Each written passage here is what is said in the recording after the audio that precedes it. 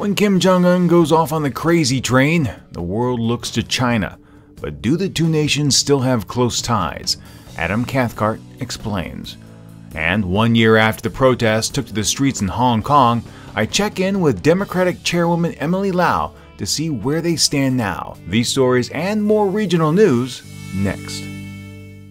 Greetings and salutations, my excellent friends. Steve Miller here on this absolutely beautiful Friday, September 25th, 2015. Thank you so much for joining me today. Before we get into this week's podcast, a quick program note. Chuseok is upon us here in South Korea. The holiday is often referred to as the Korean Thanksgiving and is one of the two major holidays enjoyed annually. As a result, I'll be taking a little time off, so there won't be any podcasts Monday and Tuesday of next week or an Asia News Weekly next Friday. But I will have an Asia Brief podcast for you Wednesday, Thursday, and of course Friday.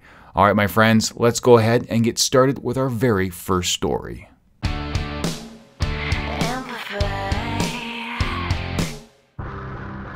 If we take a look at North Korea, much of the news cycles these days has been dedicated to the expected missile and/or nuclear tests we expect to see in early October. But Kim Jong-un has been up to a whole lot more than just trumpeting his nuclear and space programs.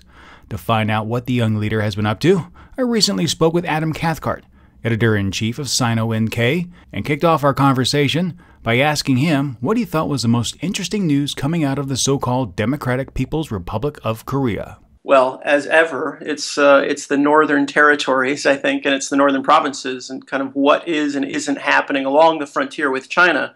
And the reason I think that, Steve, is because we've seen a huge flood in Rason, which is their key special economic zone in the extreme northeast, which is very close to both Russia and to China. And Kim Jong-un going there, and it's his first time that we're aware of going to that special economic zone. And then, of course, in the northwest, along the Dandong-Sinwiju axis, I guess you'd call it, or the juncture, there's a trade fair next month in mid-October. And who's going to show up? What are they going to do? How bad or how robust is the Chinese-North Korean relationship? So those are the things that have taken my attention. And then, of course, the Chinese-North Korean dynamic generally, because China is the main player, I think, when it comes to, will North Korea change its stripes or change its tune or in any way modify its missile test / nuclear test threats and actual policy. Here, Cathcart brings up an interesting point, the nature of the relationship between North Korea and China.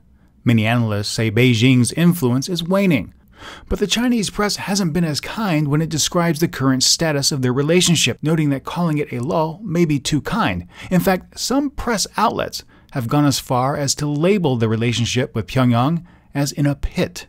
But does that mean all channels of communication are closed? Not necessarily, says Cathcart, noting that the Chinese say, the optics are bad, but there's always backdoor influence. Cathcart noted that one area of outreach China is actively engaged in is trying to open up business opportunities through special economic zones. More complicated is this question of, well, what if North Korea does accept China's possibilities that they're holding out, and particularly sending more North Korean workers to the northeast of China, which we're seeing happen already in places like Tumen, around Yeonbyeon or the Yenji city, the Korean autonomous prefecture up there, but also in Dandong. And it's quite inexact. Sometimes you hear numbers of like 10,000, maybe 50,000. But if you allow those people in, and if China is going to have tens of thousands of North Korean workers, what are their human rights, right? They're not defectors. They're not trying to get to South Korea. They're gone for 2 or 3 years, and they're going to make $100 a month, maybe a little more. To what extent do international labor norms apply in those areas? What about South Korean companies who want to employ them in China?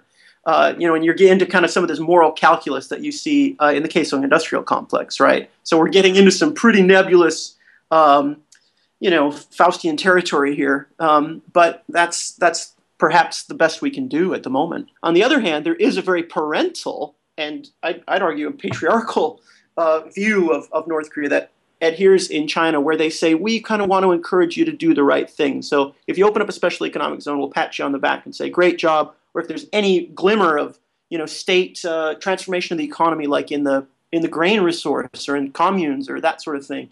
The three revolutions teams or whatever they're doing in North Korea to maybe let farmers have a little more of their money.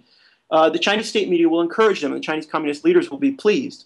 But this brings us back to the dark pit the Chinese-North Korean relationship is in.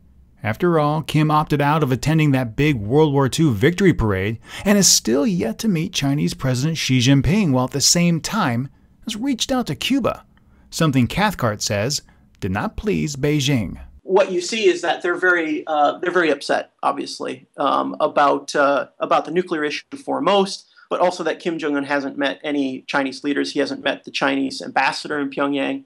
So to have him, sort of, what's that called, a bromance? Yeah, there's a lot of embrace of this Cuban delegation and of the Cuban ambassador. It just seems like the world has turned upside down from the point of view of Beijing. They don't want Kim Jong-un to be their best friend, and they know that it doesn't look good on the world stage, but they want access. Getting that access may in fact pose a problem, since Kim seems intent on keeping his distance. The fact that North Korea doesn't, and that Kim Jong-un doesn't really want to talk to China or doesn't want to be seen in any way, shape, or form as associated with Chinese power is, I think, it goes against the grain of a lot of other messages that are being put out. One of the narratives that South Korea and the United States love to tell is that if Kim Jong-un chooses to pursue the path of nuclear tests and missile launches, the only thing he'll succeed in doing is to further isolate North Korea. But as we've seen recently, both at home and abroad, is really more of the same old dictatorial show. When we see signs of change, like this Moronbong band, right, this kind of rock-style girl band that plays foreign music, or they send a musical delegation to Moscow, as happened recently. This is seen as kind of, wow, this is kind of an indicator. Or one of the girl guitarists from the Moronbong band is seen at the Eric Clapton concert with Kim Jong-chol, the older brother rather, the second brother in the Kim family, who is not in power, obviously, but still active apparently in Pyongyang, who somehow got a visa to the UK to go to this concert. So these little micro indicators, we think, oh, this might be the tip of the spear. Maybe we can get a North Korean orchestra to London, and then suddenly there'll be back channels everywhere, and the nuclear program will disappear. With a few suitcases of hard currency, perhaps. But I think that when it comes to are they isolated, there are those cultural questions. But on the political front, if you read what Chinese analysts are saying, and these are really highly informed people, right? These are guys who are close to the Central Committee. Not necessarily the voice of the Central Committee, but I believe that they've got a ton of data, and they're just living right next to DPRK and seeing it through Chinese eyes, and getting sources that aren't always published. I think they would argue that the isolation is very much there, that it hasn't been tainted really by any of this cultural infiltration, that North Korea really, that the Kim regime has basically taken this system, which is somewhat calcified and ossified and kind of in amber, and basically they're just rebooting it. So what of these proposed upcoming tests? What does it mean for North Korea and its future? If their nuclear tests are successful and they get their rockets, and somehow they're allowed to have all that, right? The rest of the world can put up with that. Then does this show that there's enough efficiency in the economy they can turn towards living standards? That's the corner we're always waiting for them to turn, right? At what point is can they take some of this money from the military and from the missile program, which must be extensive, and plow it back into living standards? And can they tone it down a bit with their neighbors and allow more South Korean investment and more flow of people, right? That's the $64 million question, right? That's the jackpot question. That is the question indeed. And there's, of course, a whole lot more to our discussion. And if you'd like to hear it, it runs about 30 minutes in length. You'll be able to find that this weekend on our website, asiannewsweekly.net, in the Asia Now podcast feed. But before I go on, I'd like to hear from you. What do you think we'll see next with North Korea?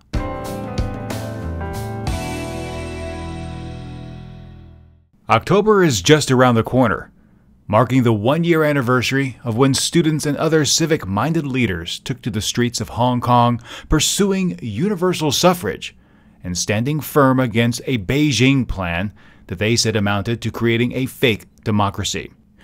In May of this year, the Beijing plan was voted down in a peculiar and bizarre turn of events that saw the pro-Beijing members of Hong Kong's legislature leave chambers just before the vote was taken, and thus handed a rather easy victory to the Pan-Democrats. But as we near this anniversary of the so-called Umbrella Revolution, what's been going on since then? Yes, student leaders like Joshua Wong have faced charges for their roles in the protests, but what have the Pan-Democrats been up to? For that, I rang up Emily Lau, chair of Hong Kong's Democratic Party, and asked her. We we try to get the Hong Kong people still, engaged and try to press Beijing to give us another package so that we can vote on and have democracy. And of course, things are difficult, but I don't think we ever give up. And then, of course, as you may know, that in August, officials from the Hong Kong Macau Affairs Office actually came to Hong Kong to meet with me and also with some members of my party. And that was really very, very exceptional because for years there was no meeting whatsoever. And then of course, I refused to go to mainland because I don't have the travel document. And I said I will never step foot there ever again unless and until I can travel freely.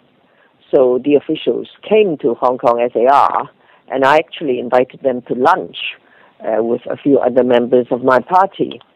So I guess that development is, although nothing new was said, but what's new is that the meeting took place.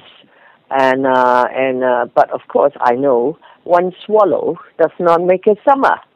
But the fact is that has taken place, and it took place without the involvement of the Hong Kong government or the central government liaison office here. So I guess to them it was quite shocking. And the fact that Beijing took it into its own hands and came down and to meet with us. But whether that would lead to other things happening, we don't know. And I told the officials that it is very important that they also meet with other people from the pro-democracy camp, no matter whether they are in the Legislative Council or outside, because there are many people in the camp who have been sidelined. And as a result, Beijing could not hear our side of the story. And so when they devise policies, the policies do not go down well. And the city is completely split asunder by the very, very bad policies of the chief executive, CY Leung, and by first policies of Beijing. Yeah, well, let's follow up really briefly with the liaison officer that's there in Hong Kong. I mean, he recently said that the chief executive was essentially, he possessed a special legal status that transcended the territory's executive, legislative, and judiciary branches. I mean, which is very stupid, I think. My question to you is has that changed any of the dynamics inside the legislative body? Not really, but it just shows you how stupid he is to say such things. Because everybody then come out and say, oh, well, actually nothing has changed. Everything is according to the basic law, and he's still subject to the law. But people are saying, well, what do you mean by this transcending status? And he has not really come out to explain it. So some people just laugh at him and say, oh, he thinks he is above the law. But of course he is not. And but that's the thing.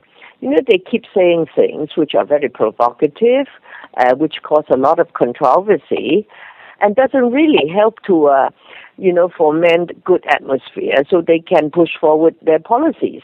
It is very, very disturbing if they continue to behave in such a way.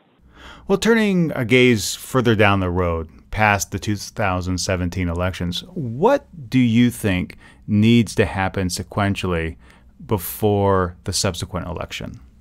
Well, I just think that we have to try to work together. And actually, I think that the fact that we want to have universal suffrage and an election that would give the voters genuine choice, that thing itself is not problematic, it's not controversial within the pro-democracy camp or even amongst Hong Kong people Although, of course, some Hong Kong people will say, okay, we can't get it in one go. We take it step by step. But I said, Beijing said this is the real thing. So what step are we talking about? So I guess the real thing, universal suffrage, there is not that much dispute. Even within the pro-Beijing camp, they understand that what Beijing offered was not the real thing. But they say, well, why don't you have it first? But the question is, how do we then work together to engage Beijing? Because I think people accept you have to engage them. You are not going to have a revolution, and you are not going to have armed rebellion. So how do we engage Beijing to try to, begin this dialogue so we can have confidence in each other, so we can really talk business? So it is something that, takes time, and that's why I think if they are willing to start talking to us, I think that is a beginning. Excellent. Thank you so much for your time this week. I really do appreciate it. Okay, thank you. There's more to our conversation, and you'll have access to it this weekend in the Asia Now podcast feed. Again, I'd like to thank Emily Lau for joining me from her office in Hong Kong this week. But what I would like to know is, what do you think we'll see next in Hong Kong?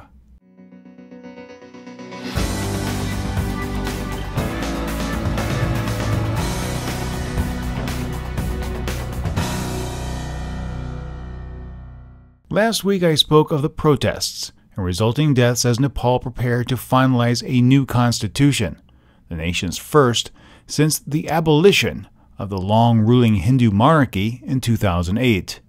Well, now that new constitution's in effect. Now, why did it take 7 years to get to this point where a new constitution could be ratified? Honestly, it's the same exact thing that prevents most countries from doing what's needed: political squabbling. Just as there are those who are in support of the new constitution, there are those who are strongly opposed to the binding legal framework. The constitution's ratification didn't stop celebrations in Kathmandu, or unfortunately, deadly clashes that killed at least one person and raised fears of ethnic conflict within the country.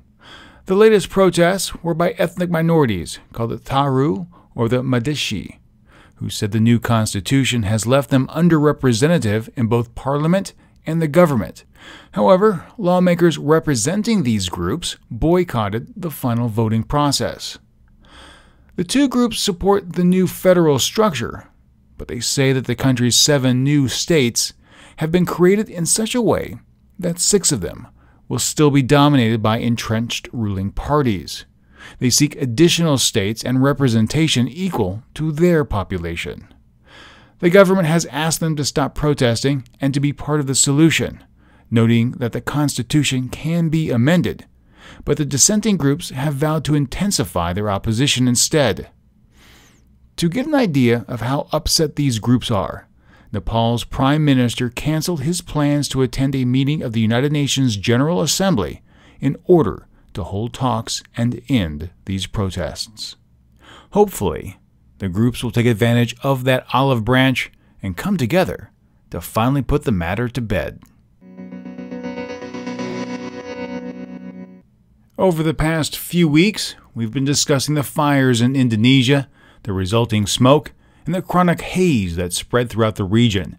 Now it looks like at least one company may have to pay the piper.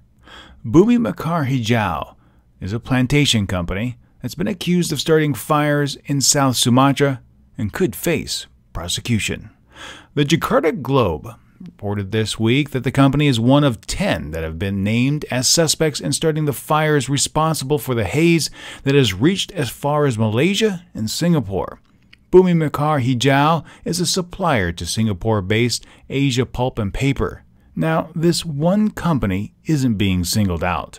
Currently, authorities are investigating some 300 organizations, accusing them of conducting slash-and-burn operations in Sumatra and Kalimantan. In Sumatra alone, about 58,000 hectares, or 580 square kilometers of plantation land, have been set ablaze. The government has vowed to come down hard on companies responsible for this ecological disaster, but that remains to be seen. Thailand may be known as the land of smiles, but when it comes to the military-backed junta, one thing it has cracked down on harshly since assuming power more than a year ago has been on anything it deems offensive towards the nation's monarchy. It's been well documented that Thailand's lèse-majesté laws are some of the strictest on the books, and this week they've claimed another victim, the international edition of the New York Times. The New York Times said that its local printer refused to print its Asia edition because it featured an article on the ailing king. The New York Times also said the printer found that the front page article was too sensitive to be released in physical form, so therefore the article can only be found online. The strict lèse-majesté laws can result in jail terms for anyone who insults the monarchy in Thailand, meaning that the printing house was most likely covering its own rear end when opting not to put the paper to press. So, in essence, if Joe Below Zero in the United States writes an iffy article, well, no sweat. But if one opts to print that story in Thailand, then there could be repercussions.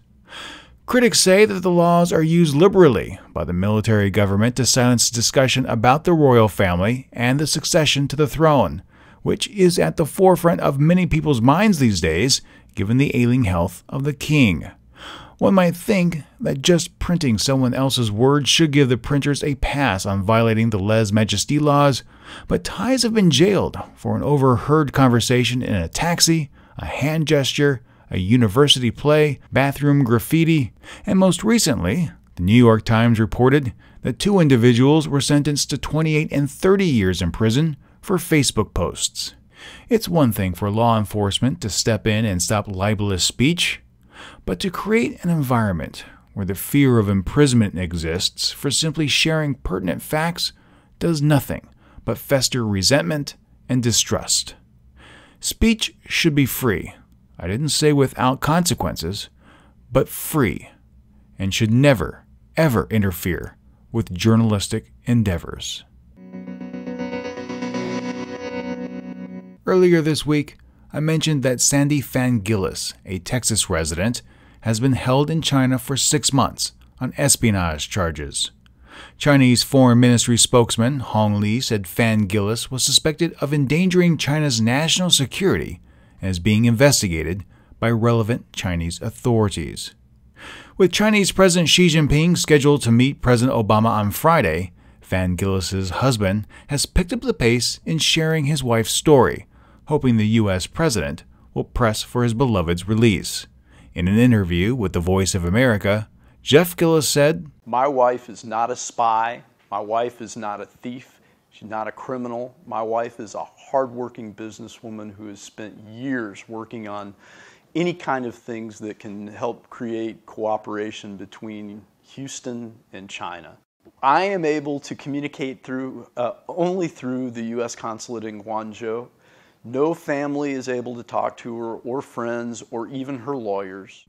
U.S. State Department spokesman Mark Toner said they have raised the issue with pertinent authorities in China. We obviously are monitoring this case very closely. We've been to visit her 6 times since her arrest. And we've raised her case with Chinese government officials on multiple occasions at a very senior level. It is unclear which direction China will go on this particular issue, but one has to wonder if Phan-Gillis is trying to suggest that she be swapped for the 5 Chinese men arrested for cybercrime. And if that's the case, is she really worth that kind of trade? The answer to that question is an easy yes for her family and friends, but becomes significantly more challenging for the U.S. federal government. I've lived in Korea for over 6 years and have traveled to nearly every corner of the peninsula. However, one place I truly love visiting time and time again is the volcanic island of Jeju. Its open spaces and seemingly endless walking and hiking trails do wonders for my soul, which is why when news broke Monday of a suspected murder-suicide made my heart sink. Taking one's own life shows a clear lack of support in one's social network, but when that singular action takes others as well, it demonstrates failure. A 52-year-old man killed his wife and children with a weapon and then hanged himself in a daycare facility. Only identified as Mr. Ko, he was found dead on the second floor of the center, where he actually lived, along with his 40-year-old wife and 2 children, aged 11 and 14. The teacher who found Ko first reported it to authorities just before 8 in the morning. Police, when they were searching the building, found the other 3 bodies. The wife, surnamed Yang, married Ko 4 years ago. The children were from a previous marriage. Family friends said the couple had been experiencing some problems, but Ko did not mention his family in the suicide note. Police said the deaths do appear to be at the hands of Mr. Ko, but they are still investigating the crime. South Korea ranks at the top of the OECD for suicides and is severely deficient in providing counseling services. The nation has also implemented a number of reforms, but it clearly has a long way to go.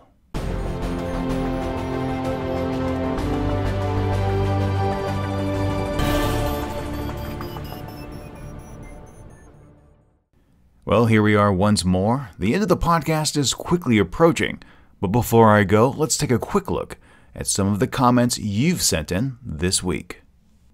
First up, Ricky Razor on the protests in Malaysia. There is no supremacy of one race over another. Consider the man without his race. Consider the facts without coloring them. Chris Chukkow left this message in response to the United States condemning North Korea's pursuit of nuclear weapons. F*** the USA. They killed more humans than all other nations combined, and yet act like the world police. Osan America had this to say about Vietnam. Interesting. Yes, Vietnam could take out Chinese assets that do not leave as instructed in their own waters, and if China retaliates with force, they would be seen as the invaders by the rest of the world. Arkan Just Ask Me offered up this on Vietnam's decision to use force to repel ships illegally entering its territorial waters.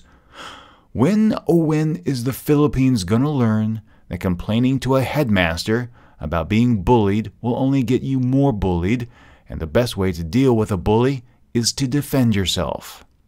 Matthew Nolan commented on our story about Vietnam sticking up for itself by saying this: "I wouldn't mess with Vietnam again." Red White Dude added, "One thing that is certain about China's behavior is that it's driven by political convenience, nationalism, etc. That trumps concerns of other countries. This leads to arbitrary behavior on the part of China. It will only comply for political convenience. Vietnam will put up a fight, but if it ever comes close to shooting, it will back down. More bad PR for China is the end result." Back at Home left this message about the Bangladesh blogger murders. Let's bite the bullet on the Bangladesh bloggers who fear for their lives as it relates to other discussions we are having regarding immigration crises. 4 secular bloggers were brutally murdered by Islamic extremists seemingly sanctioned by a prime minister more concerned with defending corrupt theocratic elites than the principles of freedom of speech. And finally, John Lee had this to say about the state of affairs in East Asia. "I think it's a mistake to believe that China is satisfied with the status quo. Considering how North Korea is giving both the United States and Japan the perfect excuse to increase their military presence, I am sure that China is quite upset at Pyongyang. If China could have things their way, the Korean Peninsula will remain divided, but it would also be nuclear-free, and the regime in Pyongyang will be pro-Beijing and will do as Beijing asks, which is to begin economic reforms to the tune of Deng Xiaoping." Man, I have to say, those are some great comments, and I'd like to extend my thanks to everyone who took the time out to send in their comments this week. You know what? I truly do appreciate it. Now, if you have a thought or an opinion about one of the stories in this episode, I'd love to hear from you. So please, write in or even record yourself and mail in that audio file.